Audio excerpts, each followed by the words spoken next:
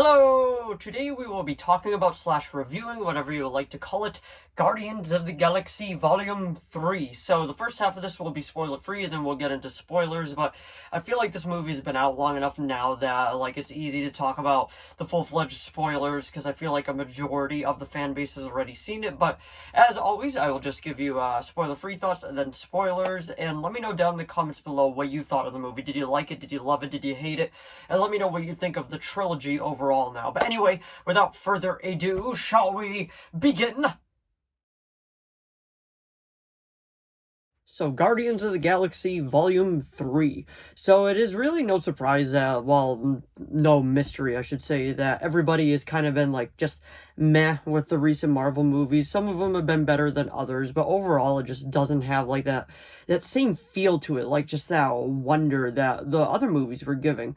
But I gotta say, Guardians of the Galaxy Volume 3 definitely brought its A-game. James Gunn is back directing the third one, and I gotta say, it is absolutely just fantastic. I absolutely love this movie. It is emotional, it is depressing, it is lighthearted, it is fun, it is funny. It literally has everything within the whole Guardians of the Galaxy franchise wrapped up together in a nice little bow. Literally, that is how good this movie is. I was blown away while watching it, and I gotta say, there are scenes that will make you cry, but if you don't know what this is about, this Guardians of the Galaxy Volume 3 is mainly focused on Rocket. This is his story. We got bits of his flashback, his backstory and all that, and flashbacks from the other two films, but this is definitely the one where we really get to know him, and honestly, it is a depressing story.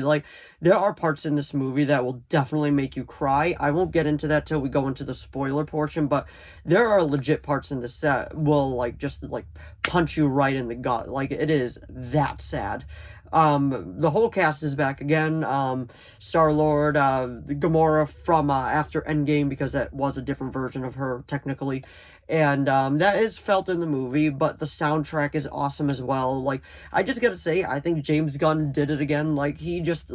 He knows how to deliver, and that's why I honestly feel like he's gonna do a great job with DC. Yes, I got a DC shirt on because I'm a fan of both sides. I can wear a DC shirt while I talk about a Marvel project. That's honestly just how I feel about it, but the High Evolutionary is a great villain. I don't know how to pronounce his name correctly, so I'm not even going to say it because I don't want to butcher it, but he does an amazing job in this film. He's one of the only Marvel villains that I flat out despise. I feel like there's no redeeming him at all. It is that bad. You just legit hate this man. That is how they do that, and honestly, it is great. Some pretty cool practical effects in this too. I do know that it broke a record for the most practical effects ever used in a Marvel film, so that is really, really cool. And you can see why when they go to Counter-Earth. That isn't a spoiler, but when they go to Counter-Earth, it is surprising. But anyway, this is a great movie. It is honestly a 9.5 out of 10 for me, because it brought back the way that Marvel used to feel. It just brought it back, and honestly, it was just so well done. But like I said, 9.5, and we will get into spoilers now in 5. Alrighty, let's talk about spoilers, shall we? So, the High Evolutionary is pretty much the guy responsible for making Rocket, and, like I was saying, this movie is heavy on Rocket.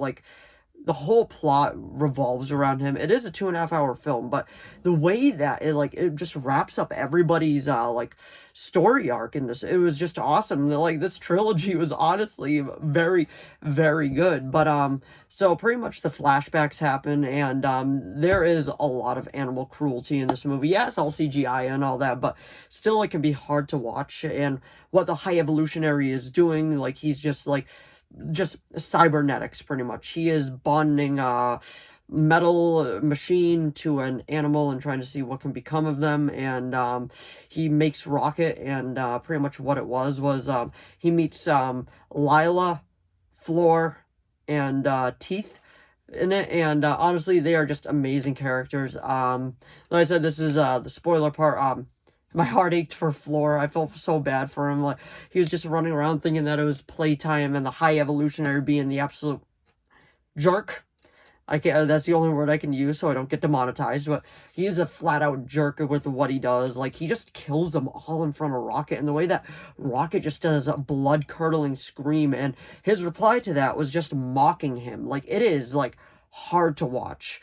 And the way that, like I don't know, it was just, what they did to Teeth's, not Teeth. Teeth was a sad death, but it was kind of quick. But the biggest one was definitely Floor for me. Lila was the shock. Like, it was, oh, okay. But Floor. Floor was just depressing. Like, it was so sad. That is the scene that got me in the movie while I was watching it. It was just so sad.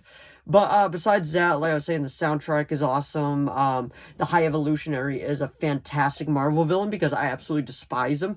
And when that sole purpose of a villain is to despise him, they're doing their job right, and he did an awesome job. And at the end, when Rocket attacks him and rips off his face, and like you could see like all the muscles and all that was cool. And the way that like he was going like that, I thought that was so cool. Like the practical effects, like Rocket like gave it to him, and then he died in the explosion, which was like I'm always just mad about like explosion deaths. They're all right, but like you kind of want like a villain like this, you really wanted to see get his. But I guess that could count. Adam Warlock is fine in this. Like, he has a brain of like a 3-year-old, I believe they said. But that one part where they threw like whatever at him, and then he looked and he's like, who threw that? And then the lady started crying, and then he's like, baby. And then he just walked away. Like, I don't know why, but that scene just absolutely just sent me. And the finale song in this too, Dog Days Are Over. It was just honestly a perfect end to this trilogy. I absolutely loved it. I thought it was a great film. It's a 9.5 for me. Like I was saying, like, it is just an amazing film. I honestly can't say enough good things about it. That's just how much I enjoyed it. I might end up going to rewatch it in the theater again. But anyway, that was my review of Guardians of the Galaxy Volume 3. So if you enjoyed this video, please give it a like and a subscribe so I know to keep making more of these. If you have any video requests, please leave them down in the comments below. I'll do my best to reply.